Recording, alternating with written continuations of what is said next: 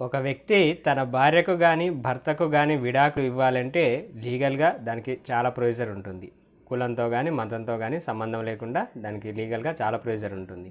అయితే 2019కి ముందు ముస్లిం కమ్యూనిటీలో మాత్రం త్రిబుల్ తలాక్ 3 సార్లు తలాక్, తలాక్, తలాక్ అని చెప్పినట్లయితే భార్యకు విడాకులు ఇచ్చేసినట్టే. సో ఇది 2019కి ముందు ఉండేది.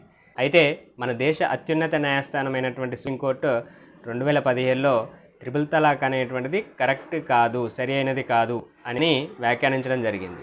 సో 2019లో మన పార్లమెంటులో దీనిపైన త్రిబుల్ తలాక్ను రద్దు చేస్తూ బిల్లుని ప్రవేశపెట్టడంతో పాటు బిల్లుని పాస్ చేయడం కూడా జరిగిందన్నమాట.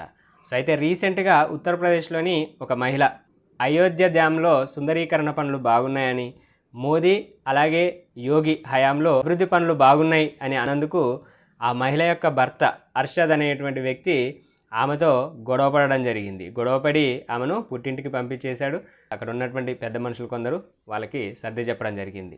అయితే తర్వాత కూడా మళ్ళీ అర్షద్ అనేటువంటి వ్యక్తి ఆ మహిళను వేధించడం, దూషించడం చేయడంతో పాటు త్రిబుల్ తలాక్ చెప్పాడు. త్రిబుల్ తలాక్ అనేటువంటిది ఇప్పుడు లేకపోయినప్పటికీ కూడా మళ్ళీ త్రిబుల్ తలాక్ చెప్పాడు. అంటే విడాకులు ఇచ్చేసినట్టే అన్నమాట ఆయన ప్రకారం. దీంతో ఆ మహిళ చేసేది లేక పోలీస్ స్టేషన్లో ఫిర్యాదు చేసిందన్నమాట. సో పోలీసులు ఆ వ్యక్తి ఏదైతే అర్షద్ ఉన్నాడో ఆ మహిళ భర్త ఆయనతో పాటు ఇంకా కొంతమంది కుటుంబ సభ్యులు 7గురిని కూడా అరెస్ట్ చేయడం జరిగింది. ఇక్కడ కేవలం అర్షద్ అనేటువంటి వ్యక్తికి ఇక్కడ సమస్య ఏంటి అంటే కేవలం మోదీని, యోగిని పొగడడం, అలాగే వీళ్ళ హయాంలో అభివృద్ధి జరిగింది అనే నిజాన్ని ఆ మహిళ చెప్పడం అన్నమాట. సో ఆ నిజాన్ని చెప్పడంతో ఆయనకి కోపం వచ్చి త్రిబుల్ తలాక్ చెప్పేశాడు. సో ఇదన్నమాట విషయం.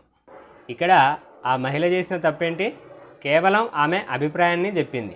మోదీ హయాంలో, యోగి హయాంలో ఉత్తరప్రదేశ్లో అభివృద్ధి జరిగింది, సుందరీకరణ పనులు బాగున్నాయి, అయోధ్య డ్యాంలో సుందరీకరణ పనులు బాగున్నాయి అని ఆమె అభిప్రాయాన్ని కేవలం చెప్పినంత మాత్రాన్నే అర్షద్ అనేటువంటి వ్యక్తి ఆ మహిళ భర్త ఇలా త్రిబుల్ తలాక్ చెప్పాడన్నమాట. సో ఇది పరిస్థితి.